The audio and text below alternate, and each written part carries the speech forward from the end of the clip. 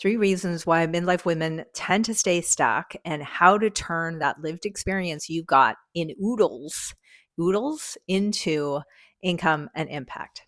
Christine Burke here, and I help Christian women over 50 who are entrepreneurs, or maybe you're a wannabe entrepreneur, turn your lived experience into authority, impact, income, fun, basically a business that means something to you. And if you're a woman in midlife, then you probably resonate with this idea that life's got to have meaning now, right? And I'd like to speak on behalf of a lot of these women who have gone through what I call the carrier to the reckoning to the commissioning phase. The commissioning. You're being commissioned. Don't you agree? Doesn't that feel powerful? You have a calling and it's from him, but many of you are sitting on all of this life experience and you just don't know how to turn that into your voice and turn that into a brand and turn that into a business that makes income and impact and that's simple and fun. So many women think that they have to do dancing reels.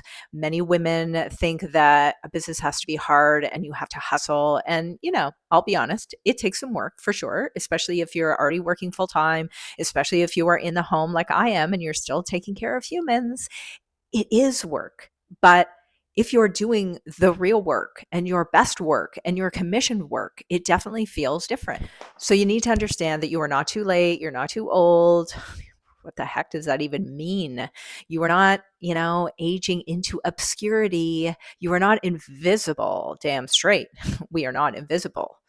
You're sitting on a lifetime, decades of authority, which can be turned into exquisite stories, value, things that you can help other women with, a business, a brand that's going to impact thousands of women. Maybe you even want to speak on stage. Maybe you want to start a charity, hit your bucket list, whatever it is, but you're sitting on all of that. You're not too late. You're just undervaluing wisdom, everything. So what is this stuff that I refer to? Yeah, it's wisdom. It's also leadership. It's also communication, your ability to communicate. It's your faith that keeps you grounded and centered and whole. If you talk to him every day like I do, you know exactly what I'm talking about. It's your life experience. And especially if you've been a mom or a stay-at-home mom, well, I only really talk to moms on here, let's be honest. If you're a mom or a stay-at-home mom, you know that you've just spent the last 2 decades being the budgeter, the take care of the person who solves all the problems, the healer, the nurturer, the negotiator, the coordinator, the chef, the Uber driver, all of the things. And now you really want to know how to recognize all of that for what it is, i.e., authority, brand it, and monetize it and make it into something that's aligned with your God-given calling, i.e., your commissioning. So, here are 3 reasons why you might be getting stuck in this hamster wheel. So reason number 1, you don't recognize your own authority. Okay. And yes, I have notes. Just being honest with y'all, I have notes because I got a lot to share with you today. Okay. So a lot of common struggles that women in midlife have. Okay. And if you can relate, I want you to drop whatever that is below. I want you to tell me, if you're brave enough to tell me in the comments, like what one of these do you struggle with the most? Okay. Self-doubt, right? All of us have self-doubt. But what is it about women who are coming out of decades of being in the home and stepping onto social media? I mean, you might be faced with a little self-doubt. I have clients that really struggle with visibility. I mean, their skills, their wisdom, all the things they've done in their lives is incredible, but they're afraid to talk about it, right? Because they doubt themselves. They doubt the value of these skills. That's crazy to me. Second one is comparison. Okay. So social media is not for the weak. And don't get me wrong, you don't need social media to build a massive business and impact. I'm going to be talking more about that next week, but you don't actually need social media. It's handy though. It can be handy. And I think if it's used in the right way, and if we can stay connected, i.e., to him and to our purpose, and be disciplined in our daily activities, social media can be a very, very powerful tool. But it's not for the weak when we get on there. There's a lot of people you're comparing yourself to. There's like 20-year-old fit influencers, whatever that is, throwing around pink weights who, look how you did in their 20s, and they're talking about perimenopause. If that's you, just give me a lull in the comments. It is true. It is not for the weak. And there is a lot of comparison because it's hard to tell who's telling the truth and who's not telling the truth. It's hard to tell through all the dopamine marketing that really isn't good for our nervous systems at all. Okay, the next one is feeling underqualified. Feeling underqualified. I have walked this road. I'll tell you what, I have felt unqualified. So I never went back to the workplace after my kids started school. I didn't. I decided to start building my own empire. I used to call it my empire. Well, I guess it still is my empire, but I started building that on my own. I got into network marketing. I decided I just wanted to do something to contribute to our family, but at the same time, I wanted it to be on my terms. And so this underqualification sort of came to me like I haven't been in a workplace. I haven't been a boss of other people. I don't have all the skills that people tend to learn when they're in the workplace. So maybe I'm just underqualified to build a business. Okay, of course you're not underqualified, and life experience in doing the thing over and over and over again. So you get to a level of competence and expertise actually gives you street cred. Just saying. Don't discount your life experience. And I'm going to encourage you to do something here. Okay. I want you to do this. Maybe even stop the video right now, but go get a pen and a piece of paper. And I want you to write down every single skill you have learned from being a stay-at-home mom or a mom. Or if you're a corporate person, from your job, right? And because this isn't about, going to get another job. We're talking about creating movements here. We're talking about building brands and creating movements. So get a pen and piece of paper and write that ish down. Write it all down and you'd be surprised. It'll probably make you feel pretty good too. Discounting life experience, well, sort of a similar thing, right? What is your life experience? Have you done a lot of traveling? Have you done a lot of work in your community? I'm starting to do a lot more with the church that I'm aligned with here. And it's giving me a lot of life experience. It's helping me with skills. It's helping me with communication skills, bettering that.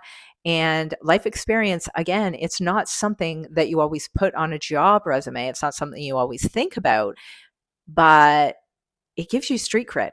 And the last one, tell me in the comments if this hits you, but that your life experience doesn't have business value, right? So how do you make the connection to your life experience or your experience as a parent, as a mom? How do you translate that into business prowess? Okay. And that is what I'm going to be talking more and more about on this channel because that is what I help people do.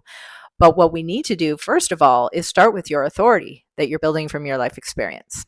Reason number 2, you're maybe feeling trapped inside of shallow marketing or online narratives, right? So what does that actually mean? So social media overwhelm, right? This is a tough one that I feel, just being honest, because there are so many platforms. There's Instagram, there's Facebook, there's LinkedIn, there's TikTok, there's Substack now, there's Pinterest. My gosh, Pinterest, right? The place to be on Pinterest. And they all have unique benefits. They all have unique angles. They are all different. And so how you show up on different platforms and what you do with your marketing is actually different. So gone are the days where you can necessarily, create oodles of content and just take that one piece of content and cross-purpose it everywhere. It doesn't quite work like that anymore. So that can be overwhelming. The next thing, and again, tell me in the comments if you're feeling any of this, viral pressure. This whole idea of going viral, it's crazy. And it's like it's put up like the holy grail, the holy flippin' grail. I went viral and I get it. I went viral on TikTok years ago when I was slinging network marketing products. And it was a great feeling. It kind of made me feel all special, like a movie star, and all these people are watching. And I had a lot of conversion from my TikTok videos. That's how I sold like thousands and thousands of digital products that I'd created around protein. And they're actually really good. And if you're a woman that's actually looking for some body leadership, then you can drop Vault below because I put all of my resources in a Vault and they're just so good. I'm not talking about that too much anymore, but hey, I lost 20 pounds in perimenopause doing these very simple things. So if you want that, just say vault. Okay. So back to the point. The point being is that virality is not necessarily the holy grail that we once thought it was. Sure, lots of views and likes, awesome. But unless those views and likes are actually converting into conversations for you and sales and connections, they don't really matter. Content confusion, that's another one. So what do I post? What should I make my content about today? What should I say? Should I put DM in there? Should I talk directly about what I'm selling, or should I just be really covert and not say too much? Should I have a first comment that directs people somewhere? Should I put a link in my post, or should I put a link in the comments? Should I put a link anywhere ever, or should I just talk around the problem that I'm trying to solve for people? That's content confusion. And if that's you, I want you to comment below. I want you to tell me, are you feeling that content confusion? Because there is a lot of that. Now, hey, AI really helps. AI can help tremendously with content as long as you're discerning, i.e., you're asking him first for help. Okay. AI, ChatGPT, Claude, I'm digging into Claude. It's really actually really good. Those are not your gods. He's directing you all the time with all the things. So you just need to understand that nuance. You need to understand how to discern. You need to understand how to have a business meeting with God. And if you want to know how to do that, then drop a business meeting in the comment, because I am next week going to talk about how I actually do it. It's such an incredible practice. I actually learned it from an amazing podcaster and YouTuber named Steph Gass. She gave me the idea. I was like, wow, look at her go. This is what I need.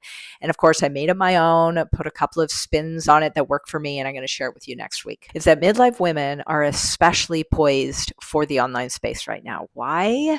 Because the online space currency is not a 5-second reel. Sure, that's a doorway into your ecosystem. The currency is now depth and trust and lived experience and authority. You hear people using the word authority on social media all the time.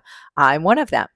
And I thought the other day it hit me like a freight train. I thought, wow, if we're in a trust recession, my gosh, midlife women, we're here to the rescue. It's us. It's us. We're the ones with depth. We're the ones with experience. We're the Gen X women who didn't need safe spaces, right? We are the ones who can bring this new currency to light. Isn't that exciting? Oh my God, I just think that's so exciting. Reason number 3 why you may be feeling stuck is that you're lacking a framework. And this is really important, because if you don't have a system for not only running your business, but a system for creating content, a framework for how your ecosystem sort of comes together and operates, right? It creates confusion, not only for your audience, but for you as well. Right. And so you're overthinking. Often your execution can be stalled, right? Because, like, a confused mind does nothing. And often this means that we spiral, we don't do anything, right? We take a step back and things just aren't clear. You need a framework. So how do we actually fix all this stuff? Okay, I'm not here to just drop problems on you. How do we fix this stuff? So step 1 is you have to identify this authority that's in you, that for many of you is hidden, right? And it's hidden to us, but it may not be hidden to other people, because other people who know you, they see you. Maybe they see you showing up on social media and they know what your hidden skills and gifts are. Right? And so here's some questions that you can ask yourself. And if you need to stop the video, then stop the video so you can write this down. What have I overcome? Like, what major deals have you overcome? I'm sure there's tons. What do people come to me for? Like, what do people ask you about? What do people say? Oh, I'll ask Christine's opinion on this. I know that I get asked sometimes about marketing. I get asked about social media. I've been told numerous times that I'm a great speaker. So yeah, podcast, here we come, right? But ask people who know you what they think your strongest skills are, and think about what people say about you and what they ask from you in terms of advice. What have I, oh my gosh, can't even see because I don't have my glasses on. What have I survived? You've survived a lot. Right? What like major challenges have you survived? What wounds have healed for you? Maybe you've been through divorce. Maybe you've been through something like a loss of a child. My goodness me, that just hit my heart. Maybe you were a Christian and you lost faith at some point along the way. Maybe you, I don't know, maybe something horrible happened in your business. I mean, I see, there's a lot of network marketing companies shutting down now, and there's a lot of families that are all of a sudden finding themselves with no income. And lastly, what problems have I solved? What problems have I solved as a parent? What problems have I solved as an entrepreneur already? What are problems that I've solved with my coworkers? Maybe you're involved in the community. Like, maybe there's just something you talk about on social media all the time that you love that people are like, oh my gosh, I love that, right? Maybe you've just been showing up as a problem solver. So why do we do all this? Because all of this wisdom, it's leadership, all of the stuff that's being revealed through this process is going to help you find your hidden authority.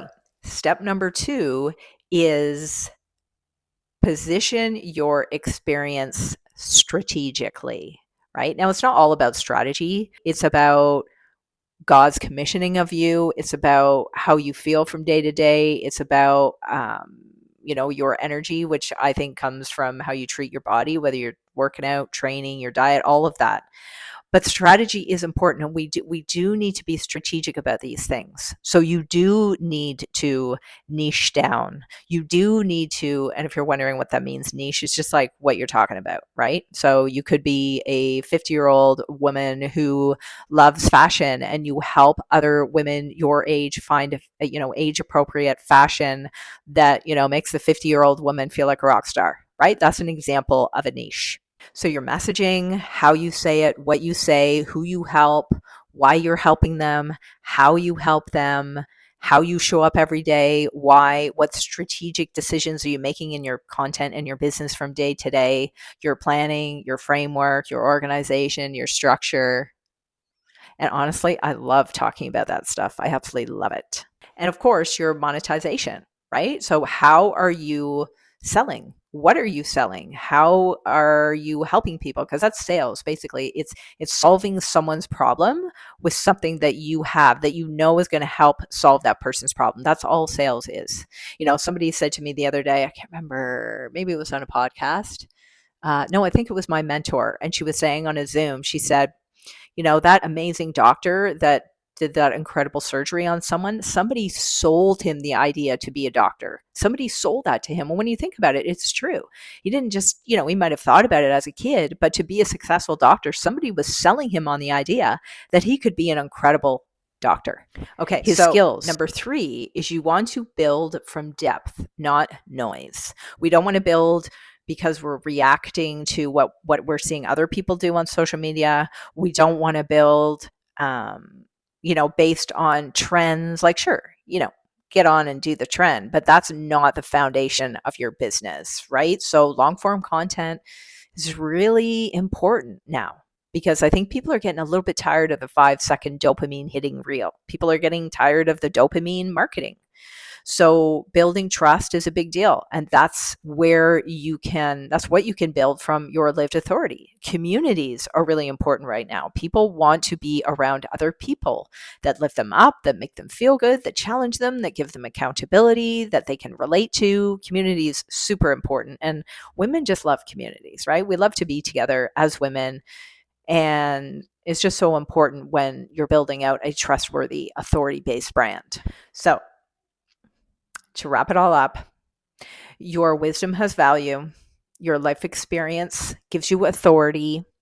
You are sitting on a lifetime of skills, ability, and all the makings of an incredible movement that's especially something that's rooted in God's commissioning for you. And so I hope you found today's video helpful. And from now on, I'm going to be creating like a little resource for you, which I told you at the beginning that I would. And so it's something I put together called You're Sitting on Something. And it's a 5-step process that you can walk through. And it will help you identify some of the things that you might be sitting on, skills, experience, and how you can actually translate that stuff into the beginnings of a business or a relaunch of a business, or, moving and pivoting into a new way of doing things, a new brand, all of the things. It's so exciting. It's such an exciting time for midlife women. I hope you feel it too. I hope you grab the resources in the description box, and remember to watch next week's video that's coming on how to have a business meeting with God. Can't wait to do that with you. I'll see you then.